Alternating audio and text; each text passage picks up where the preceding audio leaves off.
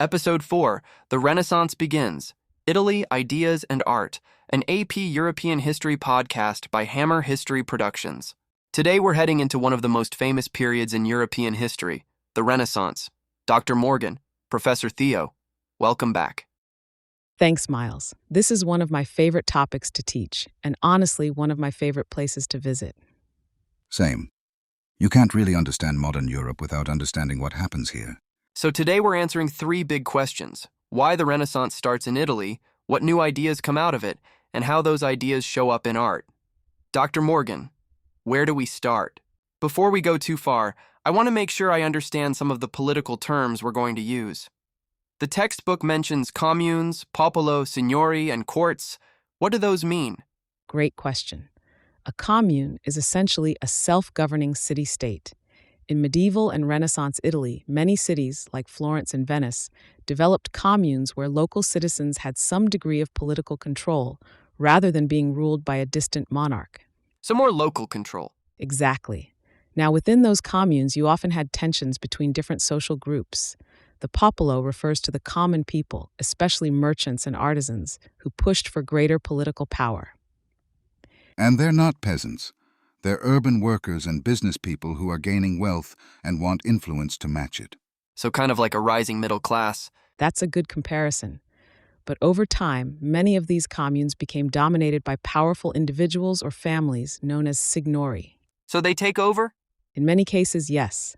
A signore is essentially a lord who rules the city, sometimes officially, sometimes behind the scenes. And this leads to the development of courts, centers of political power where rulers, artists, and advisors gather. Like a royal court? Very similar.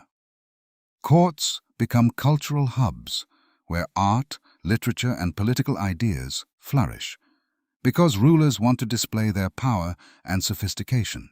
And that brings us right into the Renaissance, because these courts often fund the artists and thinkers we've been talking about. We start with geography and economics.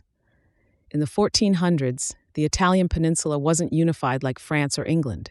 Instead, it was made up of independent city-states: Florence, Venice, Milan, the Papal States, and the Kingdom of Naples. Exactly.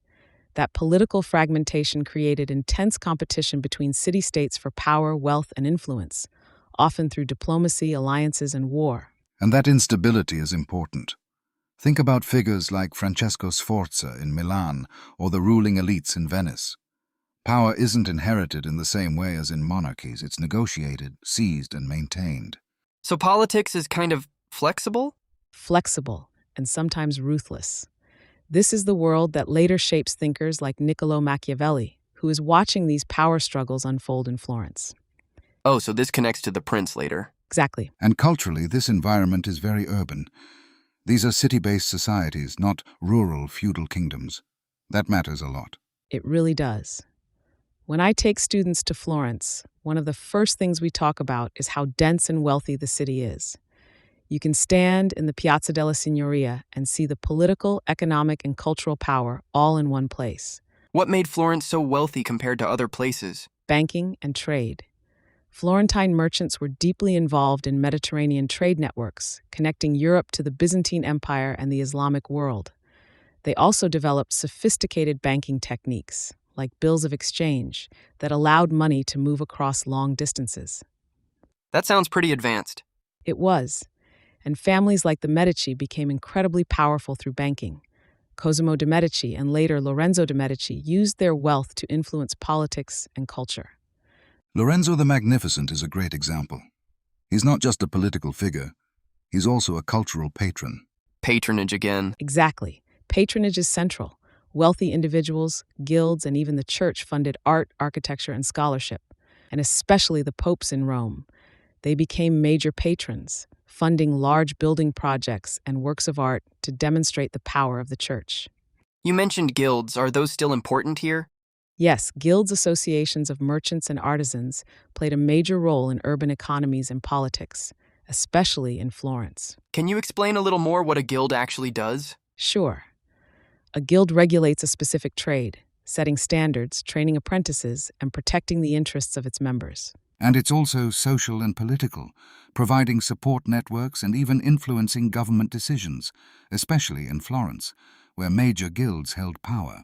So they're kind of like a mix of a business association, a union, and a political group. That's a great way to think about it. And don't forget Venice. Venice is a maritime republic with a strong navy and control over trade routes in the Adriatic and Eastern Mediterranean. So different cities specialize in different things? Exactly. Venice is about trade and naval power. Florence is about banking and textiles. Milan is more militarized. The Papal States are centered on Rome and the authority of the Pope. So Italy is kind of like a collection of competing mini-states. That's a great way to put it. And that competition drives innovation.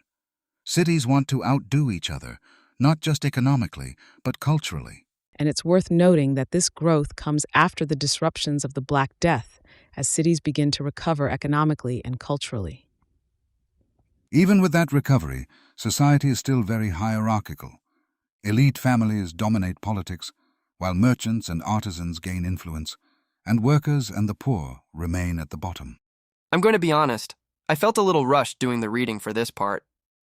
We had 2 cross-country meets this week, so I was kind of squeezing it in on the bus. That's fair. And honestly, this is one of those sections where talking it through really helps. Yeah, this is where the ideas really start to click once you hear them explained. Okay, so Italy provides the conditions. What about the ideas? What actually changes? This is where we get humanism, the central intellectual movement of the Renaissance. I've heard that word a lot. What does it actually mean? Humanism comes from the Latin phrase studia humanitatis. It refers to the study of grammar, rhetoric, history, poetry, and moral philosophy. So like a classical education? Exactly. Humanists believe that by studying classical texts from ancient Greece and Rome, people could develop virtue and wisdom. One of the earliest humanists is Francesco Petrarch. What did he actually do? Petrarch searched monastery libraries for lost works by authors like Cicero. He believed classical antiquity represented a higher level of cultural achievement. So he's kind of rediscovering the past. Exactly. And that's why we call it the Renaissance, meaning rebirth.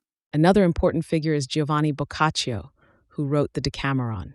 That's the one with the stories during the Black Death, right? Yes. And it reflects more secular themes: love, wit, human behavior. Then we have civic humanism, especially in Florence. This idea emphasizes active participation in public life. And this begins to reshape education. Humanist ideas influence schools to focus more on rhetoric, history, and classical texts rather than just theology. So being involved in politics? Exactly.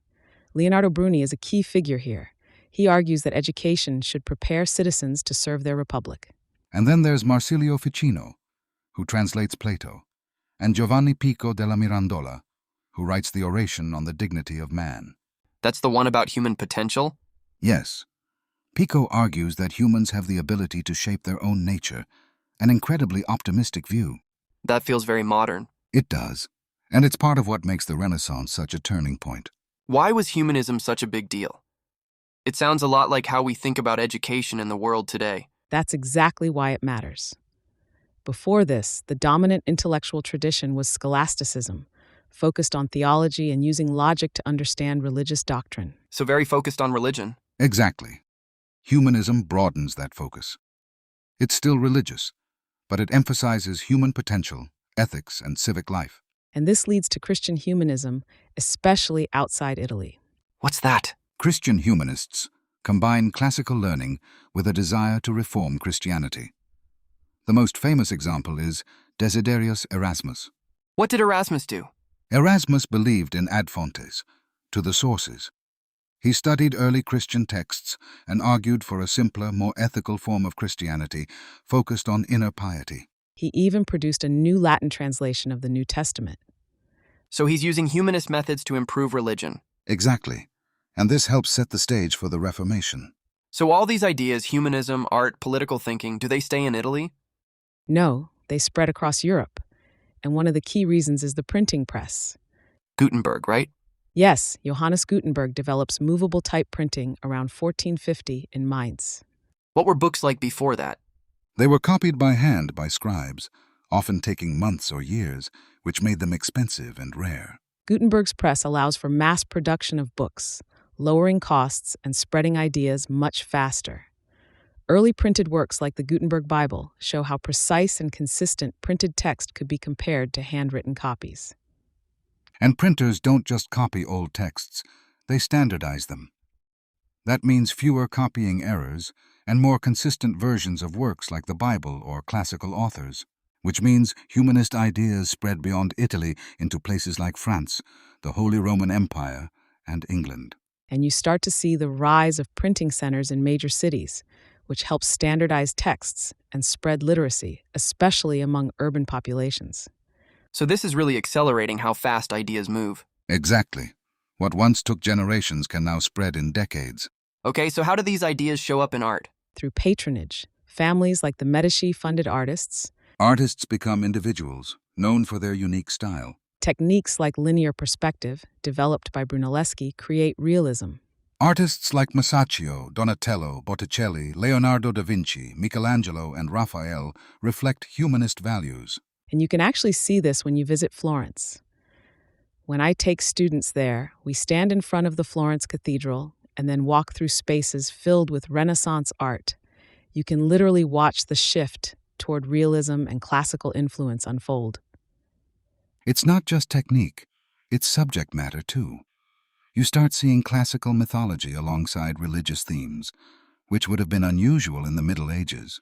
Masaccio, for example, uses linear perspective in the Holy Trinity to create depth, while Michelangelo's David reflects the idealized human form inspired by classical sculpture. And Raphael's school of Athens brings together ancient philosophers like Plato and Aristotle, visually representing humanist admiration for classical learning. So art becomes more focused on humans and realism. Exactly. So how do these ideas connect to politics? Think Machiavelli. Writing in The Prince, he argues rulers should focus on maintaining power and stability, even if that means setting aside traditional moral expectations. So being effective matters more than being morally perfect? Exactly. In a world of constant political competition, survival and stability come first. And Machiavelli is very much a product of Renaissance humanism. He's studying history, especially ancient Rome, to understand how power works. Right? He's applying that humanist method, looking at real examples from the past, to develop practical advice for rulers in the present. Ideas like virtu and fortuna reflect a more realistic, less religious view of politics. And that's a real break from earlier medieval political thought. In the Middle Ages, rulers often justified their authority through the divine right of kings, the idea that their power came from God. So their legitimacy was tied to religion. Exactly. Machiavelli shifts that. He's much more secular. He's asking how rulers actually gain, maintain, and lose power in the real world, not how they're supposed to rule according to religious ideals. Which makes his work feel very modern. He's focused on results, stability, order, and effective governance, rather than moral perfection. So let me see if I can pull this together.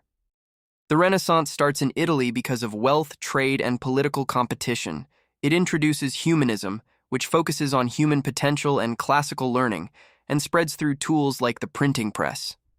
Those ideas show up in art and politics, shaping the modern world. That's exactly right. You've got it. That's going to wrap up today's episode.